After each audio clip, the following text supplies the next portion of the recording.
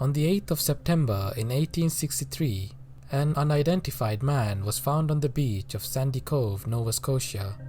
The unidentified man was found with both his legs amputated. He was carried back to the nearby village of Digby Neck for medical attention.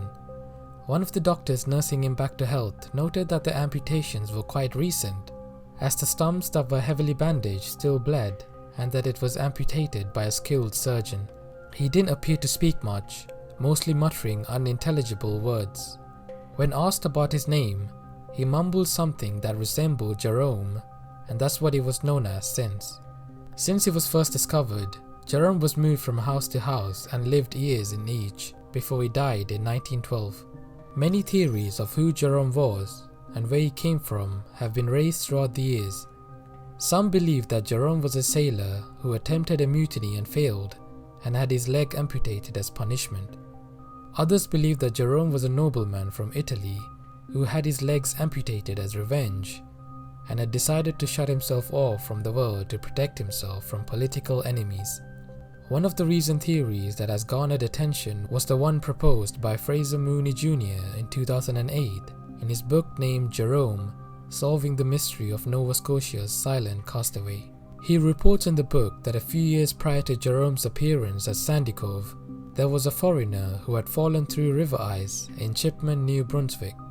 The foreigner suffered gangrene in both his legs after the accident and had to have them amputated by the local surgeon. He muttered Gambi when addressed, and this was what he was called at his time in New Brunswick. It is likely he was referring to his leg at the time, which is gamba in Italian.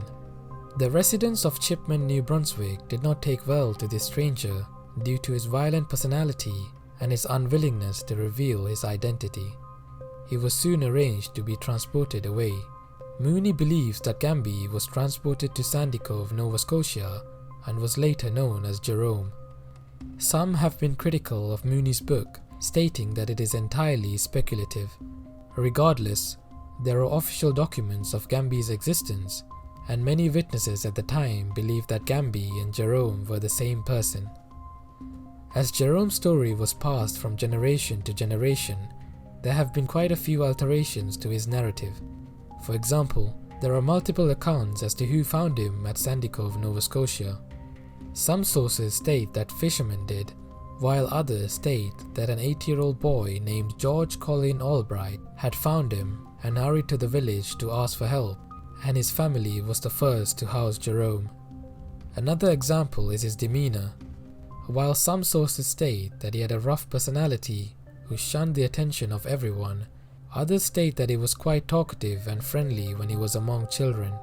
As all the first-hand accounts of Jerome are now gone, and his story is passed down throughout the years, it is to be expected that more than a bit of imagination may be added to it.